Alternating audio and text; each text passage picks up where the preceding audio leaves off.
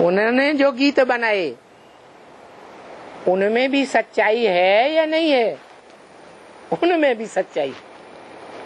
माना इस सृष्टि में अंत तक भी सत्य का अंश जरूर रहता है। उस सत्य को ही सत्यम शिवम सुंदरम कहते हैं।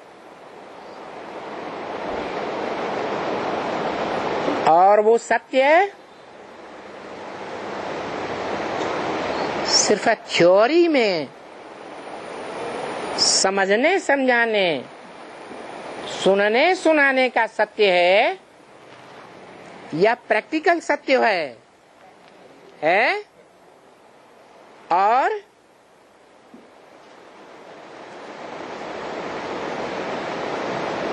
सत्यम शिवम सुंदरम जिसे हम कहते हैं, वो शिव बाप कहता है जिसकी आत्मा का ही नाम शिव है, बिंदी का नाम। वो क्या कहता है? मैं तो त्रिकालदर्शी हूँ। जन्म मरण के चक्र से न्यारा होने के कारण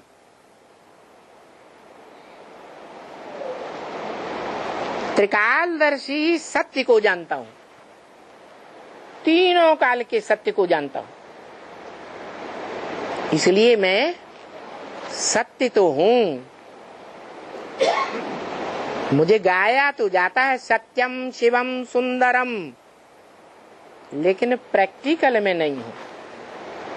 मैं त्रिकालदर्शी हूँ लेकिन मास्टर त्रिकालदर्शी नहीं हूँ।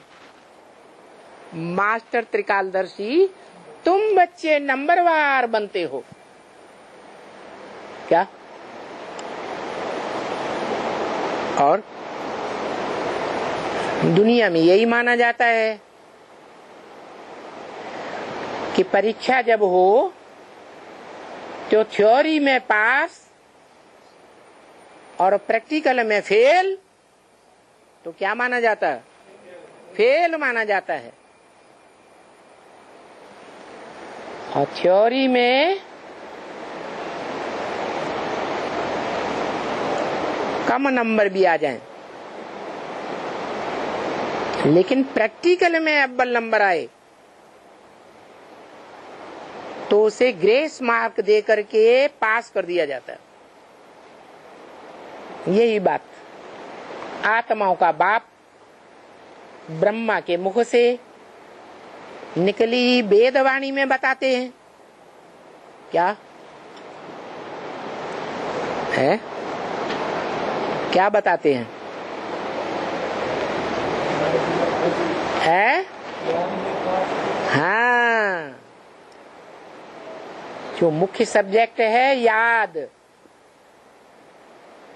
योग जिसे कहते हैं, उसमें पास तो सारे सब्जेक्ट में फेल होंगे तो भी पास माने जाएंगे, और सारे सब्जेक्ट में अव्वल नंबर पास थ्योरी में, और याद में फेल तो क्या माने जाएंगे?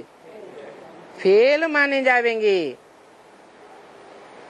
तो याद करने वाले की विशेषता हुई या सिर्फ थ्योरी को जानने वाले की विशेषता हुई है?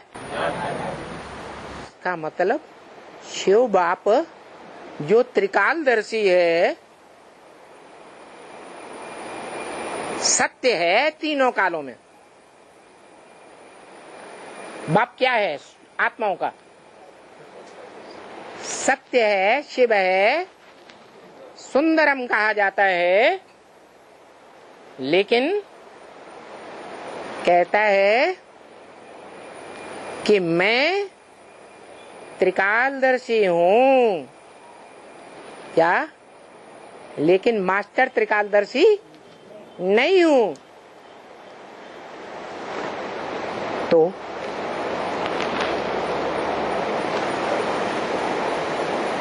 आत्माओं के बाप शिव को